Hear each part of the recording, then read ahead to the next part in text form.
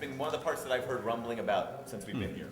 And this is the part that I think one of the reasons why so many of us connect with you is both because of your scholarship, but also because as a bishop, you're a pastor. And that you get to work with, you have an entire parish of pastors. So help us with this. One of our friends put it this way. He preached Unsurprised by Hope, and an elderly woman walked up to him and said, "Oh, pastor, please don't take heaven away from me." I mean, it's how do we not only teach the things that we're learning, but how do we pastorally lead people into this awareness of the scriptures when there's been so much of this kind of mental baggage or furniture of the past? How do we do that? Yeah, I feel the problem.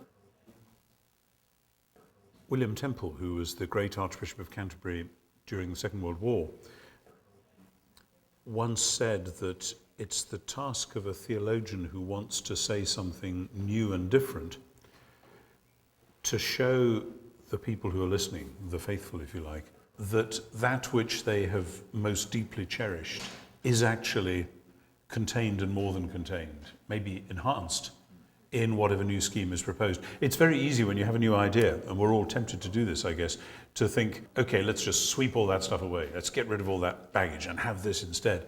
And that really can be pastorally damaging. There are times when you really do need to confront. And some of us are talking at lunch about the whole business of the rapture. And if somebody is really hooked on the rapture and really that's the determinative thing for their spirituality, I would say there's no easy letdown there. You know, this is just deeply dualistically damaging and has to be confronted. Okay, lovingly and scripturally, and people need to be shown about that stuff.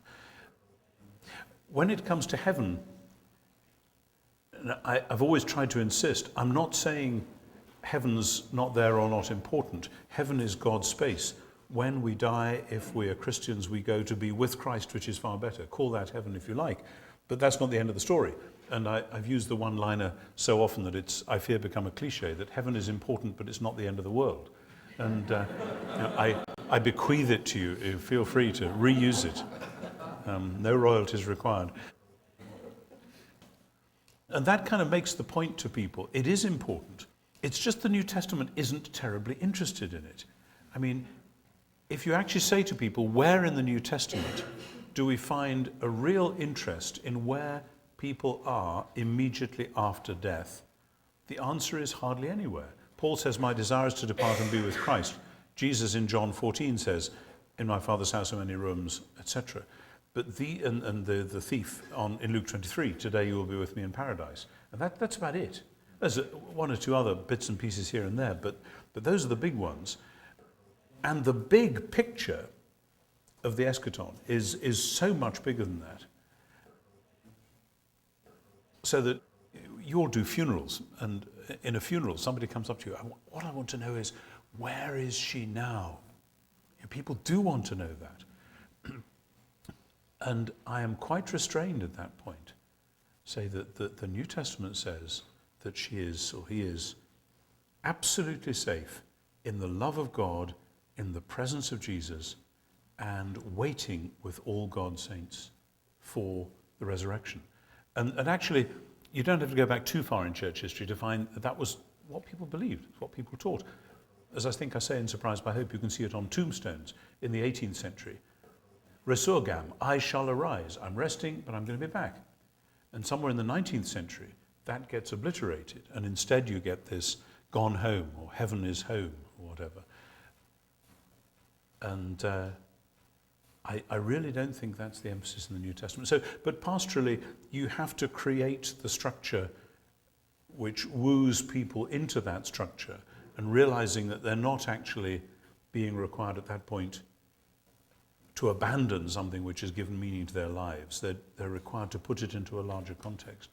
And you can only go at the speed that you can only go. I mean, this is like Paul and ethics and conscience and so on. That you can't just say, okay guys, here are the rules, bang, this is what we do. Some people have got weak consciences, some people have got strong consciences, and we have to defer to one another, we have to respect one another. And you know, one of the things I love about St. Paul is he is a pastor, and he knows perfectly well in writing to the Corinthians that simply saying, here's how you do it. You can do that in some cases, some key cases, but in a lot of cases, you've got to bring folk along with, and so here are the rules for how you do that. And you don't just impose it on them. Especially at a funeral, I would guess, in the midst of grief. And The right time to teach about death is precisely not at the funeral. I mean, okay, you have something to say, but ideally you're teaching about death at the key times the rest of the year, particularly Easter, when, though Easter isn't about going to heaven, it is about new creation. So teach about it there and other times.